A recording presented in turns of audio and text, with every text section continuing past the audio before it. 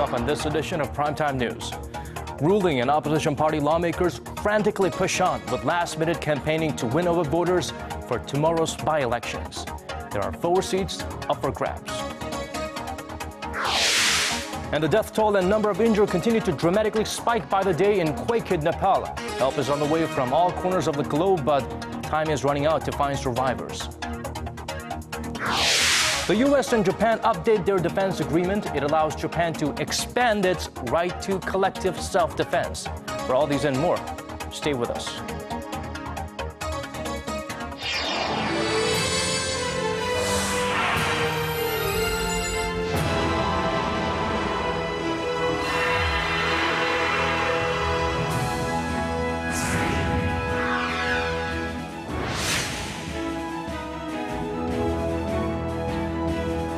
Welcome to Primetime News on this Tuesday, April 28th. I'm Daniel Choi. And I'm Hwang Jie. Thank you for tuning in.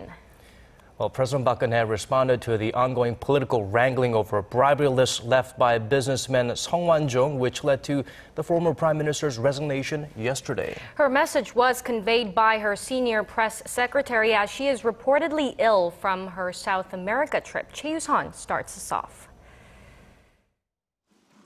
In a message delivered by her senior press secretary, President Park Geun-hye first talked about accepting Prime Minister Lee Wan-koo's resignation the day before. In order to minimize the administrative vacuum, I, despite having regrets, accepted the Prime Minister's resignation. I'm sorry that the latest scandal caused the public concern. Despite calls from both rival political parties, the president did not offer the nation an apology for the bribery scandal, which involves many politicians known to be close to her. While urging the prosecution to be impartial in clarifying the allegations, President Park vowed to reform the country's political culture. By eradicating the dishonesty, irregularities, and corruption that have been passed on for over the years, I will carry out new political reforms.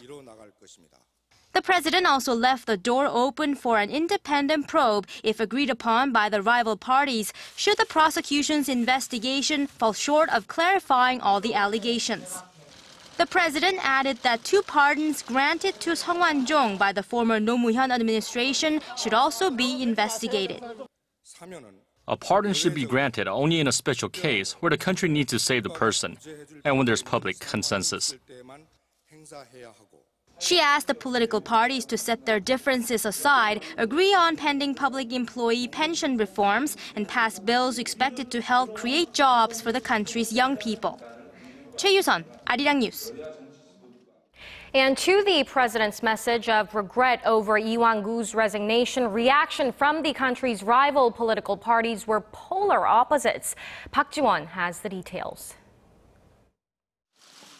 The ruling Saenuri Party welcomed President Park Geun-hye's message, saying it was a strong reflection of the president's determination to carry out political reform and a thorough investigation into the bribery list scandal. Speaking to reporters on Tuesday, the party leader Kim Moo-sung said President Park's message was highly appropriate. Saenuri Party spokesperson Kim Young-woo also said the party is in full agreement with the president and will do everything it can to reinforce the rule of law and create a new political culture. However, the main opposition New Politics Alliance for Democracy offered harsh criticism, saying her message lacked sincerity.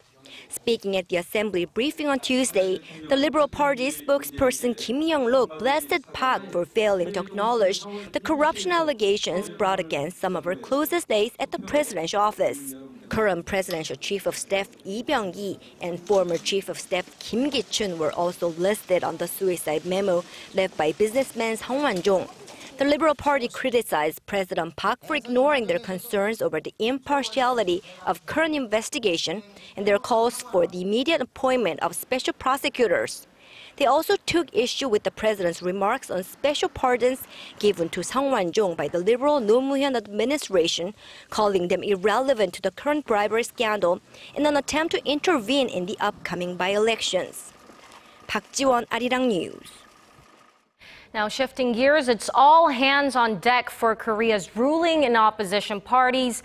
Their members are pulling out all the stops before the buzzer sounds as by-elections in 4 districts are on tomorrow. Our Kim Young-gil shows how the rival parties rallied to try and win over voters.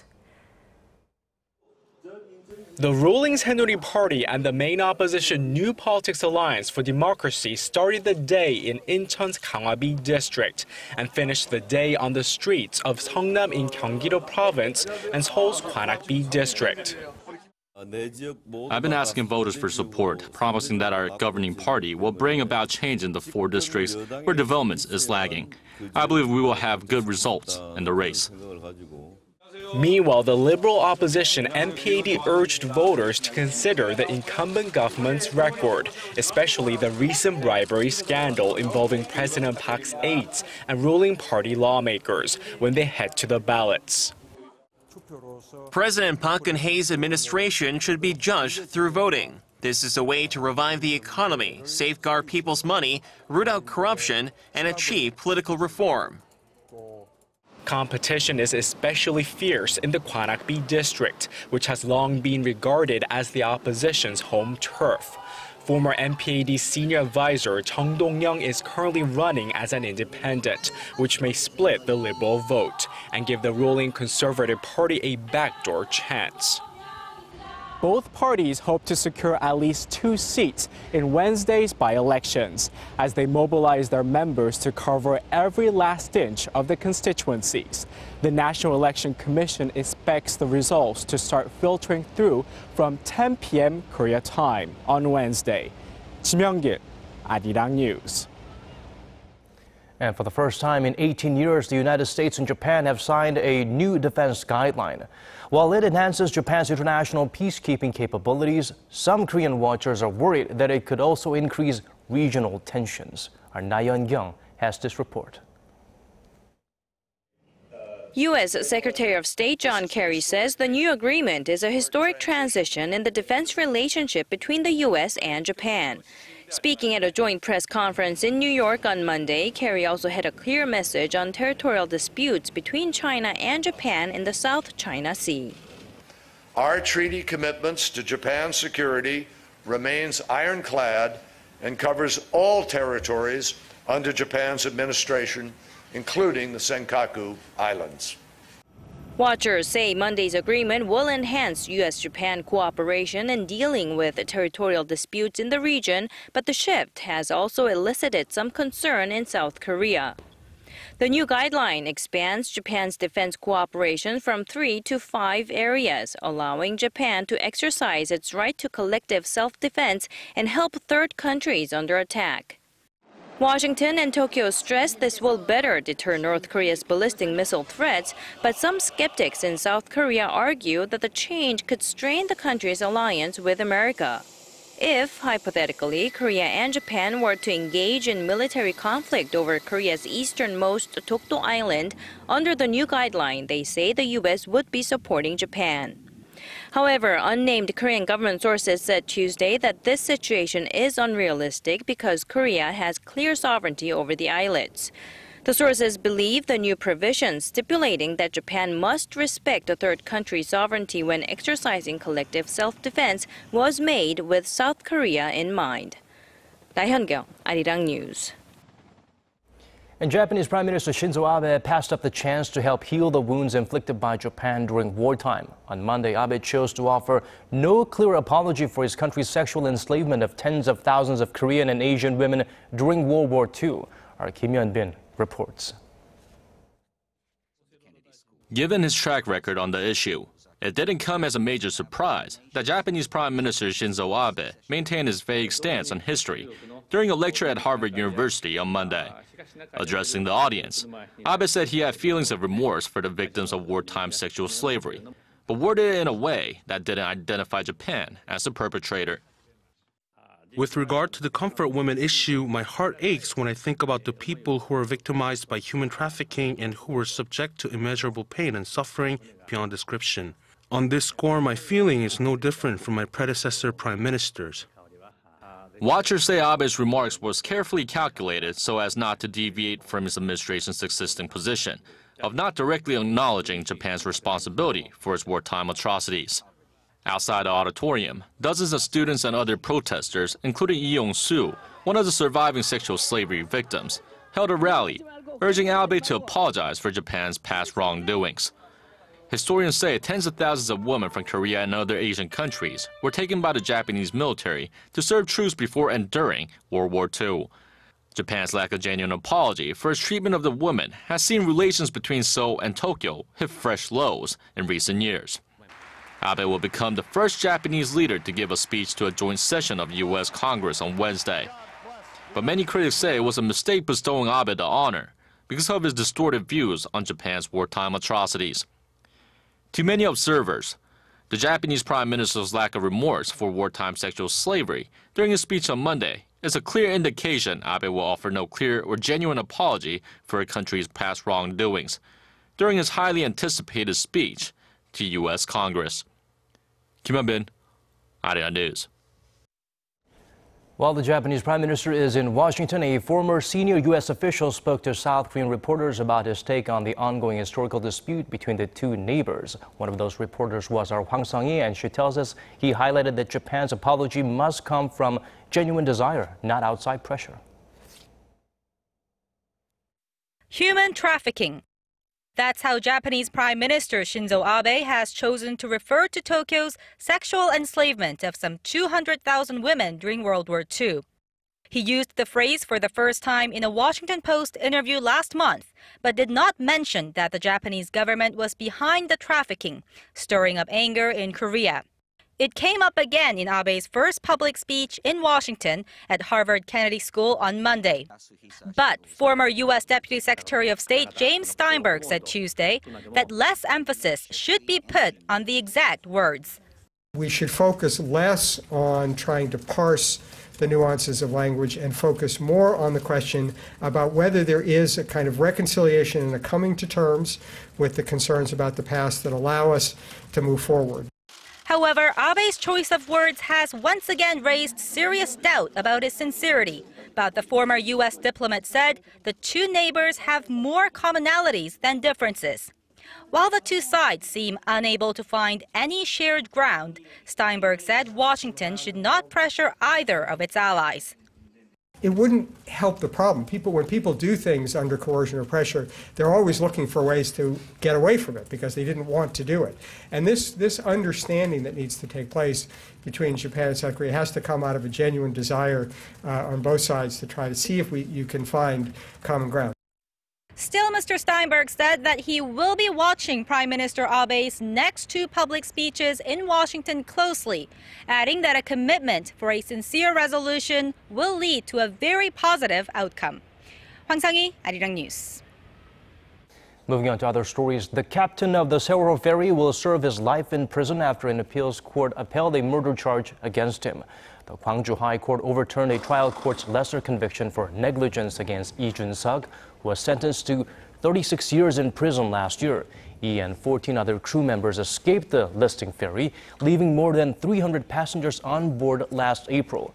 The court reduced sentences for the rest of the crew from 5 to 30 years to between 18 months and 12 years. They asked for leniency on their original sentences of abandoning ship and violating ship safety protocol, saying they were not properly trained to evacuate passengers.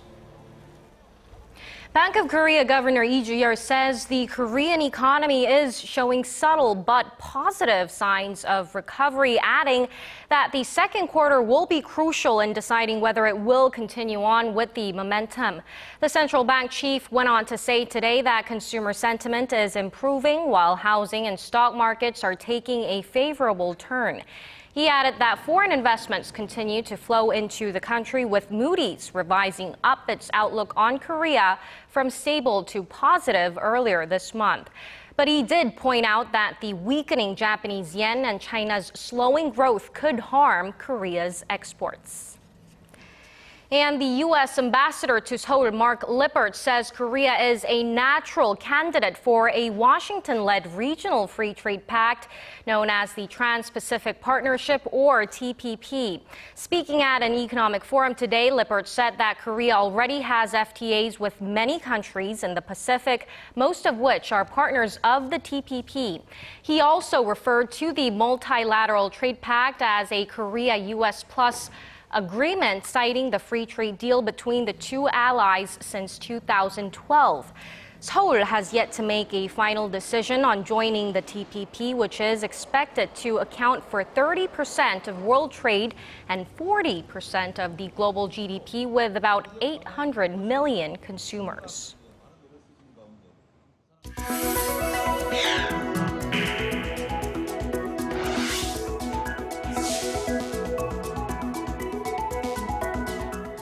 Aid efforts are ramping up in Nepal as the country tries its best to recover from last weekend's massive earthquake.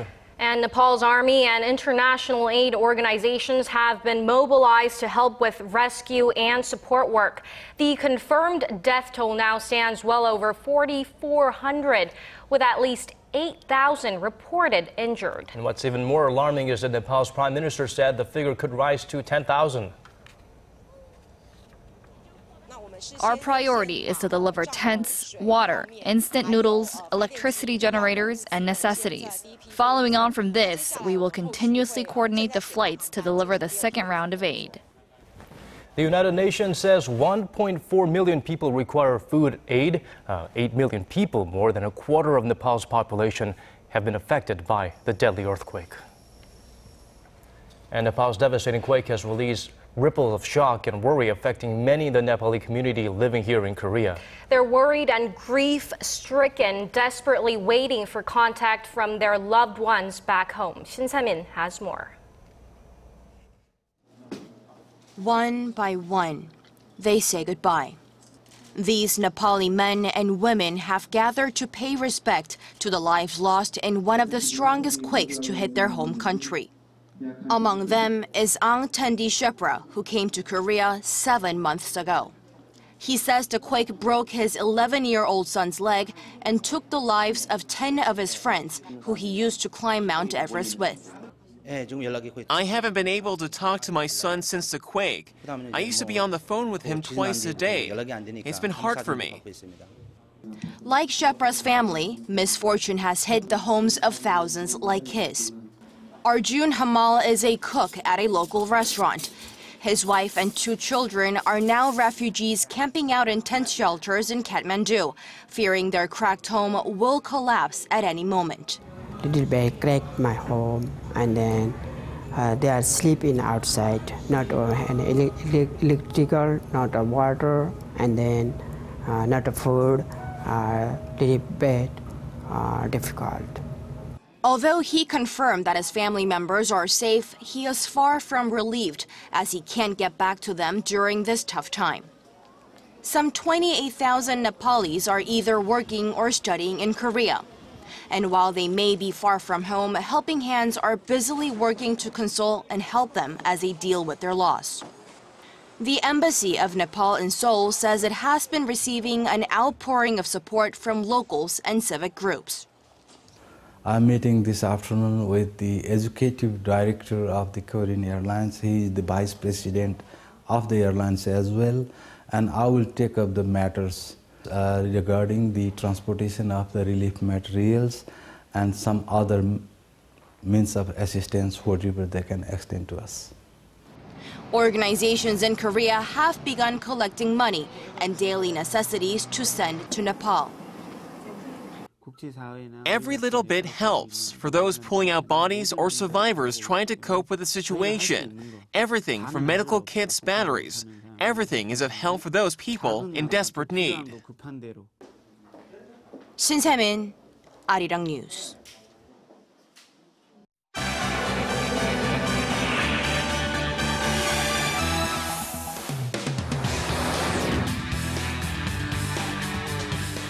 And for more top headlines from around the world with Paul E. Right, our focus today, chaos erupts in the U.S. city of Baltimore.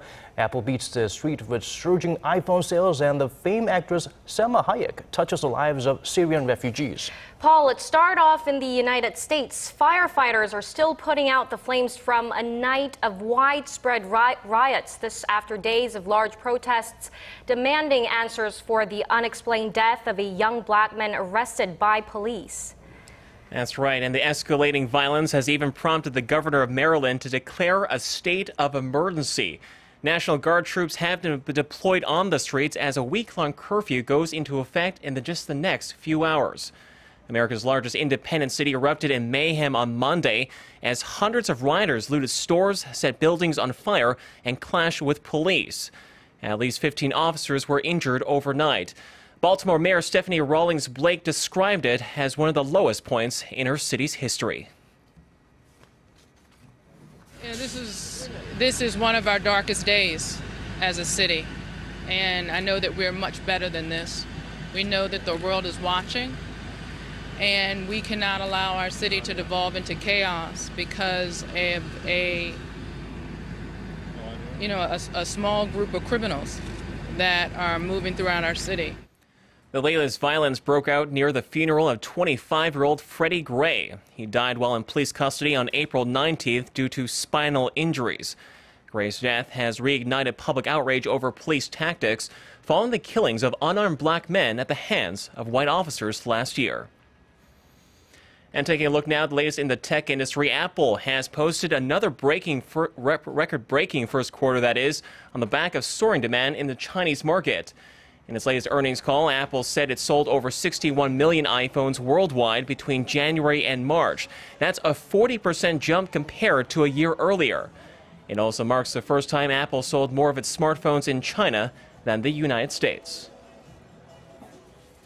The first time in several quarters, Mac sales are now higher than the iPad sales.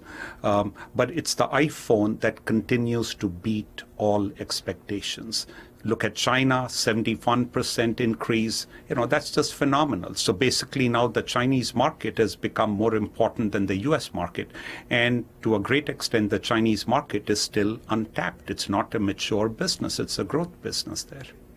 Overall, Apple exceeded market expectation with revenue peaking at $58 billion. Investors on Wall Street hailed the results with shares rising 1.6% in after-hours trading. And finally, internationally renowned star Salma Hayek is helping to launch a new support program for families affected by the Syrian conflict. This past weekend, the actress visited Lebanon's Bekaa Valley, where she greeted refugee children at schools and clinics. She said they deserved a chance to not only survive, but to experience the joys of childhood. And there are so many young, beautiful, smart, enthusiastic children that really represent a very important piece of the future of the region and in another way of the future of the world. According to UNICEF, Syria's deadly civil war has directly impacted the lives of some 14 million children over the past 4 years. Hayek is using this latest visit to promote her global aid campaign, which raises funds for girls and women in the areas of education, health, and justice. And that wraps up our look at international stories for now. I'll see you back here tomorrow night.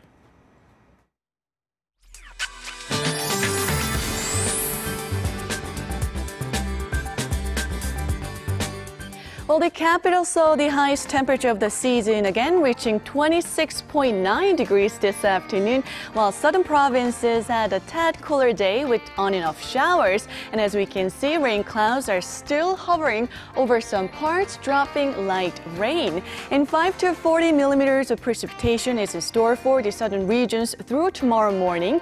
Northern regions, meanwhile, will continue to enjoy early summer-like weather under partly sunny skies. So dry air conditions are intensifying up north with dry weather alerts in place, and even warning is in place for the Gangwon-do province. On that note, let's take a closer look at the readings for tomorrow. The mercury will climb up to 26 here in Seoul, and Daegu and Gwangju will be peaking at 24 and 22, while Busan hits 21 tomorrow afternoon. And as for the other regions, Daejeon and Jeju Island will top out at 24 and 20, while Dokdo rises to 19. The warm weather will continue throughout the week before another round of rain cool things down on Sunday. Well, that's Korea for you, and here's a look at the weather conditions around the globe.